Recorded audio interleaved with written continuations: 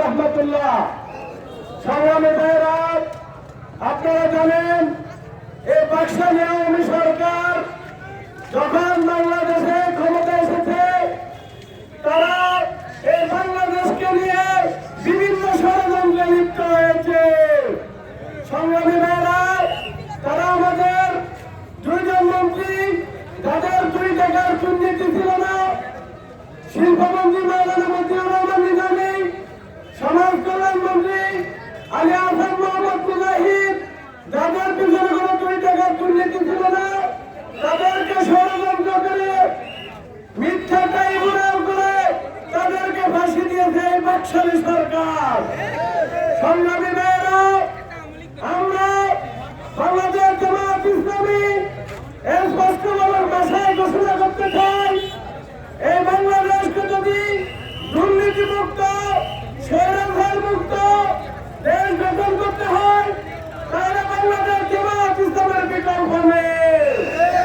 সংগ্রামী ভাইয়েরা, আমরা যত ধারণ করেছি, আমাদের কেন্দ্রীয় নেতৃবৃন্দ আমাদেরকে যেই নির্দেশনা দিবে, আমরা সেই নির্দেশনা অনুযায়ী আমাদের চলাচল আমরা করবো।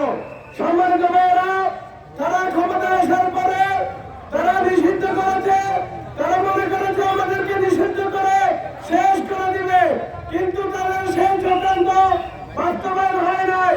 কারণ আল্লাহ তাআলা কোরআনে বলেছেন, ইউরিদুনা লিয়াতফিউ নূরাল্লাহি বিআফওয়াহিহিম ওয়াল্লাহু মুতিম্মু নূরিহি ওয়ালাউ কারিহাল কাফিরুন।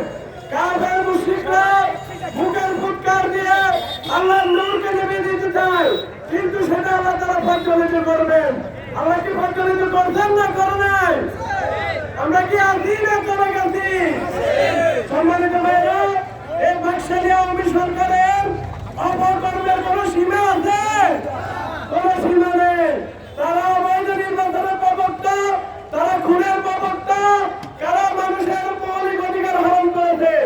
তাই আমরা এই অন্তর্বর্তী সরকারের কাছে উদাত্ত আহ্বান জানাবো, এই বাকশালী আওয়ামী লীগকে অবিলম্বে নিষিদ্ধ করা হোক এবং তাদের যে প্রধান শেখ হাসিনাকে ইন্টারপোলের মাধ্যমে দেশে এনে বিচারের আওতায় আনা হোক।